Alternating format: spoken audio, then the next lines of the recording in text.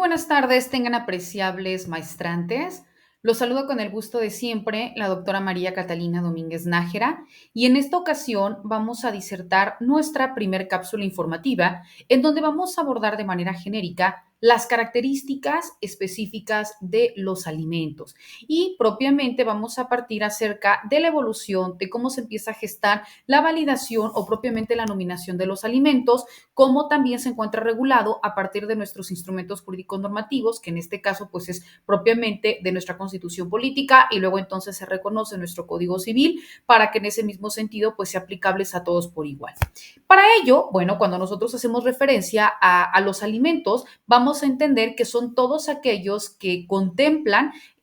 una forma de reconocimiento para la satisfacción de las necesidades elementales que tenemos como personas, ¿verdad? Es decir, no únicamente van a ir direccionados a aquellos que van de manera directa con la comida, sino todos aquellos que, repito, de manera integral van a satisfacer las necesidades para lograr una subsistencia, ¿verdad? Entonces, vemos pues que estos forzosamente tienen que ser objeto de regulación para que en ese mismo sentido exista una necesidad de darlos, pero también una obligatoriedad, ¿verdad? La necesidad de recibirlo y la obligatoriedad de proporcionarlo. Y luego entonces, bueno, que exista esta circunstancia para que en caso de incumplimiento exista una autoridad jurisdiccional que lo obligue, ¿verdad? En ese mismo sentido, vemos pues que la ley reconoce, como comentábamos, esta forma de generar este lazo de reciprocidad entre las partes y por tanto, repito, tiene que existir dos partes. Una que tenga, repito, la necesidad de recibirlo y otro la obligatoriedad de proporcionarlo a cargo, obviamente, de una vía o de un conducto familiar, es decir, que tiene que existir una relación familiar para que en ese mismo sentido se pueda consagrar esta obligación, ¿verdad? Cuando nosotros también hablamos de esta forma de validación, o de esta obligatoriedad, vemos que los alimentos tienen dos tipos de sentidos, que es el sentido común y luego entonces existe un sentido jurídico. Cuando hablamos de los alimentos de manera genérica o de sentido común, vemos pues que si bien es cierto lo contempla todas aquellas conjunciones de cosas que el hombre necesita para poder beber y luego entonces también para poder alimentarse o para poder comer y en ese mismo sentido pueda subsistir, ¿verdad? Ahora bien, cuando hablamos dentro del punto de vista jurídico, vemos que aquí también los alimentos, si bien es cierto, tiene esta raíz, pero también tiene una connotación distinta, ya que si bien es cierto, además de la comida, ¿no? Que es el elemento primordial del cual emanan los alimentos, también vemos que tiene otro elemento adicional a la forma de nutrirse y que también son aquellos que necesita o que le son indispensables, repito, también para poder subsistir. Por tanto, aquí vemos pues que lo contempla ya sea el vestido,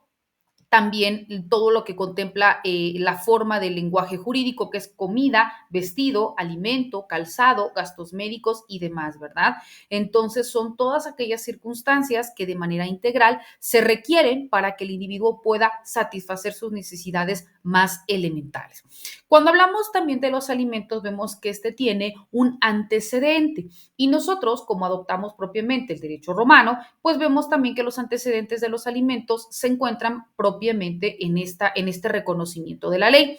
Al principio vemos pues que la palabra alimentos proviene del latín alere, que es alimentum, ¿verdad? Y esto abarcaba la idea de nutrir, de poder proveer, de poder otorgar los alimentos. Luego entonces empieza a tener una variable y este concepto evoluciona y se amplía. Y luego entonces vemos que comprende también o emana del verbo vivire, que es sinónimo de victus, y aquí también nos hace una referencia a poder abastecerse de todos aquellos medios necesarios, repito, ahora para poder vivir, para poder tomar en consideración o abarcar otros elementos como ya empieza a reconocerse el vestido, el alojamiento o la habitación, el lecho, ¿no? Y todo aquello, repito, que los juristas propiamente han reconocido dentro de las normas jurídicas. En este sentido, vemos pues que se empieza a declarar en las diversas constituciones imperiales el derecho de los alimentos para luego entonces existir una obligatoriedad de reconocerlo, una obligatoriedad de otorgarlo y una obligatoriedad también de poder exigirlo, ¿no? Cuando hablamos del concepto jurídico de los alimentos y su desglose analítico, vemos que los alimentos se encuentra contemplado dentro del deber jurídico establecido por la ley a cargo de un familiar que está en posibilidad de otorgarlo, es decir, de poder proporcionar a otro familiar que se encuentra en un estado de necesidad.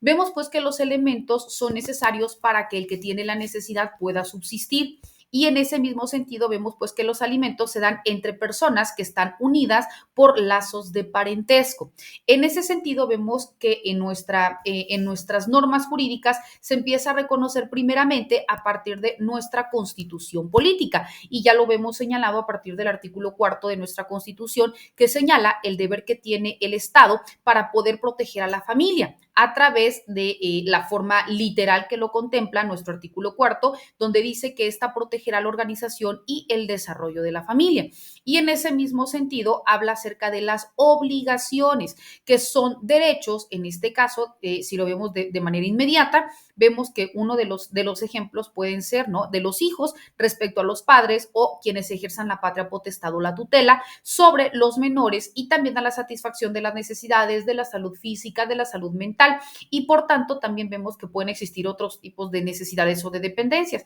como también existe la obligatoria de los alimentos, en este caso hacia los padres, ¿no?, que tienen alguna imposibilidad para poder realizarlo, para poder obtenerlo por sí mismos y demás, ¿no? Vemos pues que así como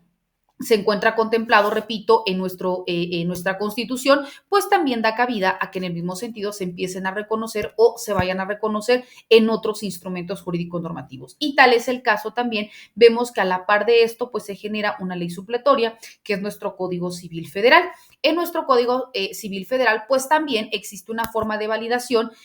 dentro del capítulo segundo, que específicamente nos hace referencia a los alimentos en donde se empieza a reconocer a partir del numeral 301. En este se encuentra señalado la obligación de dar los alimentos y que nos indica que es de forma recíproca, ya que el que da tiene a su vez el derecho de pedirlos, ¿no? Aquí también, de manera específica, desde el numeral 301 en adelante, nos empieza a señalar quiénes son los que tienen la obligatoria de proporcionarlos, quiénes también tienen la facultad para poder exigirlos, cómo se tiene que otorgar, qué es lo que comprende los alimentos, etcétera, ¿no? Entonces vemos, pues, repito, apreciables maestrantes, que aquí de manera genérica vemos los alcances de los alimentos, qué es lo que contempla y también cómo se encuentra reconocido en nuestros ordenamientos jurídicos, hablando de nuestro territorio mexicano. Estos y otros temas vamos a continuar disertándolo de manera muy puntual en tanto en nuestras subsecuentes cápsulas informativas, así como también de manera específica dentro de nuestras sesiones virtuales. Como siempre, quedo a sus apreciables órdenes ante cualquier duda o comentario. Que tengan excelente día. Hasta luego.